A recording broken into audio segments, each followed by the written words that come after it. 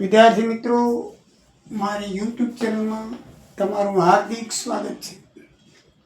આજે આપણે 7.2 સ્વાધ્યાયની શરૂઆત કરશું. એક ઉદાહરણ નંબર 8 રહી ગયું તો ઉદાહરણ નંબર 8 અને સ્વાધ્યાય 7.2 ના પહેલો અને બીજો દાખલો કરીએ. તો મિત્રો, ઉદાહરણ નંબર 8 ની અંદર બિંદુ A 2 - આપેલું અને B - 7 4 ને જોડતા રેખાખંડના ત્રિભાગ બિંદુઓના યામ શોધો. એટલે કે A અને B એક રેખાખંડ હોય અને આ P અને Q બે બિંદુ છે. એ ત્રિભાગ એટલે ત્રણ સરખા ભાગ AP, PQ અને QB એમ રેખાખંડના ત્રણ ભાગ લખ્યું છે. ત્રિભાગ બિંદુઓના એટલે ત્રણ ભાગ કરે છે. તો આપણે AP બરાબર PB બરાબર QB થાય.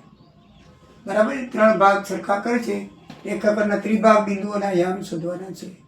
તો આપણે A અને B આપેલા છે, એના ઉપરથી પહેલા P નો શોધશું અને પછી આપણે Q નો શોધશું. પહેલા આપણે શોધશું P નો, AP નો, બરાબર છે, પછી QB નો. તો સૌથી પહેલા આપણે 1/2 ના પ્રમાણ વિભાજન કરે છે. જો P બિંદુ છે, P ના શોધીએ તો 1/2 એટલે આ બાજુ એક ભાગ છે અને આ બાજુ બે ભાગ છે. જ્યારે Q બિંદુ લેશું ને ત્યારે 2/1 થશે. આ બાજુ 2 છે અને આ બાજુ એક ભાગ છે. સમજાય કે મિત્રો? પહેલા P બિંદુનું કરી 1/2. આ બાજુ 1 છે અને આ બાજુ બે ભાગ છે. જો PQ અને QB એટલે AP એનો PQ અને QB બે ભાગ છે. આમાં પ્રમાણ નથી આપેલું, પણ આકૃતિ ઉપરથી આપણે 1/2 નું પ્રમાણ વિભાજન કરે એમ સ્પષ્ટ થાય છે. જો આ P છે, આ બાજુ એક ભાગ ને આ બાજુ કેટલા ભાગ છે? 2. 1/2 ના પ્રમાણે વિભાજન કરે છે. તો વિભાજનનું સૂત્ર આ તમે જાણો છો. એની અંદર આપણે કિંમત મૂકી દઈએ. બરાબર છે, M બરાબર 1 કહેવાય ને M2 બરાબર 2 કહેવાય. બરાબર છે ને? તો અહીંયા M1 એટલે 1 અને M2 હોય ત્યાં 2 લખવાના. બરાબર, પ્રમાણ જે માપ આપેલું હોય ને એ પહેલા પ્રમાણના માપને M1 કહેવાય અને બીજા પ્રમાણના માપને M2 કહેવાય. એ ધ્યાનમાં રાખવાનું. તો અને આ બધા બિંદુઓ છે X1 Y1 X2 Y2 એ તમને ખબર છે. તો એ પ્રમાણે આપણે કિંમત મૂકી દઈએ. તો M1 X2 આ રહ્યું વત્તા M2 એટલે 2 અને Y2 બરાબર છે. એ પ્રમાણે કરીએ. 1 + 2 1 4 2 - 2 છેદમાં 1 + 2 7 × 1 - 7 2 × 4 1 + 2 3 4 2 × 4 1 2 + 3 7 માંથી 4 જાય -3 છેદમાં 3 4 માંથી 0 3 ઉડાડી દો તો -1 આવે. 0/3 0 એટલે બિંદુ P ના યામ -1 0 થશે. કેટલા થશે? -1 0. હવે એ રીતે આપણે Q બિંદુનું લઈએ. અહીંયા Q બિંદુ, તો Q બિંદુ છે આ બાજુ બે ભાગ છે. જો Q ની આ બાજુ એક ભાગ છે QB અને આ બાજુ QP અને QA ભાગ છે. એનું પ્રમાણ 2/1 ના પ્રમાણ વિભાજન કરશે. કેવું કરશે? 2/1 ના પ્રમાણમાં. બરાબર છે? 2/1 ના પ્રમાણમાં કરે છે. તો એમાં અહીંયાથી બરાબર છે M1 એટલે એ ફરી જશે. M1 2 થશે અને M2 બરાબર 1 થશે. એટલે ધ્યાન રાખજો, અહીંયા 2/1 છે, અહીંયા 1/2 છે. એટલે ભ્રમણમાં ધ્યાન, ભૂલથી તમને એમ થશે કે 1 મૂક્યો પણ અહીંયા પ્રમાણમાં ઉલટું થઈ જાય છે. આ Q બિંદુ છે એટલે આ બાજુ 2 આવે છે ને આ બાજુ 1 એટલે 2/1 કહેવાય. તો અહીંયા M1 2 આવશે. બરાબર છે. X2 -7 આવશે. પછી M2 1 આવશે અને Y2 બરાબર છે -2 સોરી -2 છે એટલે +2 કેટલા થઈ જશે? 2 1 છે આ X2. આ કેટલા છે? X2 M1 X2. તો M1 X1 છે તો X1 2 છે, ઓછાની પણ X1 2 છે. આ સૂત્ર જેની કિંમત કરી M1 એટલે 2 X2 બરાબર છે X2 એટલે આ X2 એટલે -7 વત્તા આવશે m2 બરાબર છે. તો આ જે છે m2 એટલે 1 m2 1 પછી x1 તો x1 એટલે 2 છેદમાં m1 m2 2 વત્તા 1 પછી આવશે m1 એટલે 2 y2 એટલે 4 વત્તા m2 એટલે 1 y1 ઓછા 2 2 વત્તા 1 તો થઈ ગયું 2 સત્તા 14 2 એકા 2 4 દુ 8 2 એકા 2 2 ને 3 3 14 માંથી 2 જાય 12 છેદમાં 3 8 માંથી 6 2 12 3 ચોક 12 ઓછા 4 3 દુ 6 એટલે 2 એટલે ક્યુનું બિંદુ ઓછા 4 ને 2 આવ્યું.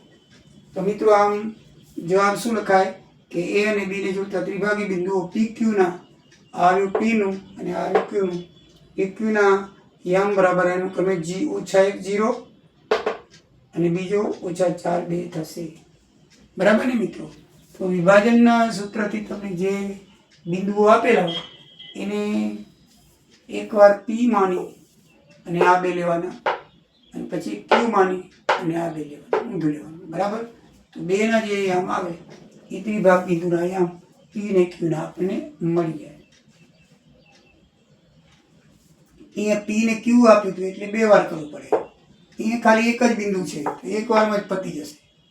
બરાબર છે? જો દાખલા નંબર 1 7 પહેલા જો ઓછા 1 7 અને 4 ઓછા 3 જો રેખાખંડનું 2:3 પ્રમાણમાં વિભાજન કરે છે તો બિંદુના યામ શોધો. અહીંયા એક જ બિંદુ XY છે એ 2:3 પ્રમાણમાં વિભાજન કરે છે.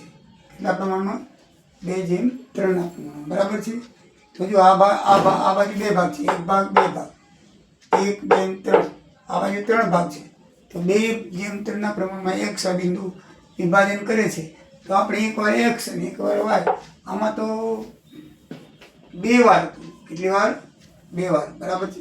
એકવાર આપણે P નું શોધ્યું અને એકવાર Q નું શોધ્યું.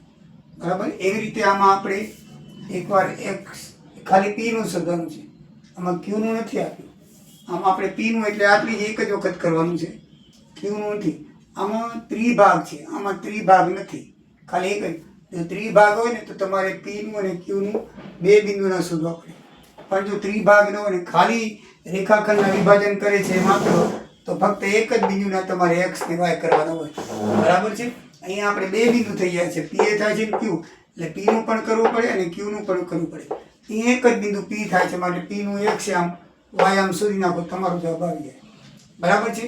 તો બિંદુના x y આમ સૂત્ર પ્રમાણે 2 4 વત્તા 3 1 વારંવાર રિપીટ નહીં કરો, તમને ખબર પડી ગઈ છે. બરાબર? 2 વત્તા 3 y બરાબર 2 ઓછા 3 3 3 વત્તા 7 2 વત્તા 3 4 દુ 8 3 ઓછા 1 3 2 વત્તા 3 5 2 તેરી 6 3 સત્તા 21 છેદમાં 5 5 છેદમાં 5 1 y બરાબર 15 છેદમાં 5 3. તો રેખાખંડ 2:3 ગુણોત્તર વિભાજન કરતા બિંદુના યામ કેટલા મળે છે? P બિંદુના યામ કેના મળે છે? P બિંદુના યામ 1 3 છે એ આપણને જવાબ મળે છે. દાખલો નંબર 2 એ આના જેવો છે. સેમ ઉદાહરણ 8 એમાં P અને Q 2 બિંદુ થાય છે તો પહેલાં આપણે P નું પણ શોધવું પડે અને Q નું પણ શોધવું. સેમ ટુ સેમ છે, કાંઈ ફરક નથી. તો પહેલાં બિંદુ P ના યામ શોધીએ. મેં જગ્યા ઓછી હોવાને કારણે આ સૂત્ર નથી લખ્યું, આ 2 વખત લખ્યું છે પણ હવે તમને ખબર જ પડી ગઈ છે. બરાબર છે? તો આ m1 x2 છે વત્તા m2 x1 ભાગ્યા m1 m2 પછી આ જે છે m1 y2 વત્તા m2 y1 ભાગ્યા m1 વત્તા m2. તો 2 ઓછા 2 4 દુ 8 2 ને 1 3 ઓછા 3 ગુણ્યા 1 એટલે ઓછા 3 2 2 ઓછા 2 3 એટલે 2 ને 8 8 માંથી 2 જાય તો 6 નીચે 3 એમને 3 ને ઓછા 2 એટલે 5 છેદમાં 3 એમને આ 3 દુ 6 થઈ જશે એટલે 2 અને આ એમને રહેશે એટલે 2 ઓછા 5 તૃતીયાંશ એ પીના યામ આવશે. એ લખો છો જવાબ પીના યામ બરાબર 2 ઓછા 5/3. હવે તે ક્યુના યામ શોધીએ. તો ક્યુના યામ શોધવા હોય તો m1 x2 વત્તા m2 x1 છેદમાં m1 વત્તા m2. વાયના યામ છે m1 y2 m2 y1 છેદમાં m1 વત્તા m2. તો 2 દુ 4 ઓછા 4 એકુ 4 વત્તા 2 ને 1 3 3 દુ 6 ઓછા 1 એકુ 1 ઓછા છેદમાં 3. તો 4 માંથી 4 જાય તો 0 છેદમાં 3. 6 ને 1 7 છેદમાં 3. 0 ભાગ્યા 3 એટલે 0 અને 7 6 એમને રહેશે. આનો જવાબ આવશે 0 ઓછા 7/3. એટલે મિત્રો સૂત્ર યાદ હોય તો m1 x2 ની કિંમત કે m2 x1 ની કિંમત નીચે વત્તા m1 2 ની કિંમત તમને મૂકતા આવડશે. બરાબર છે. તો મિત્રો આ રીતે આપણે ઉદાહરણ 8 અને દાખલા નંબર 1 2 જોયું. નેક્સ્ટ વિડીયોની અંદર આગળ આપણે જઈશું. જય સિયારામ, જય દ્વારિકાધીશ.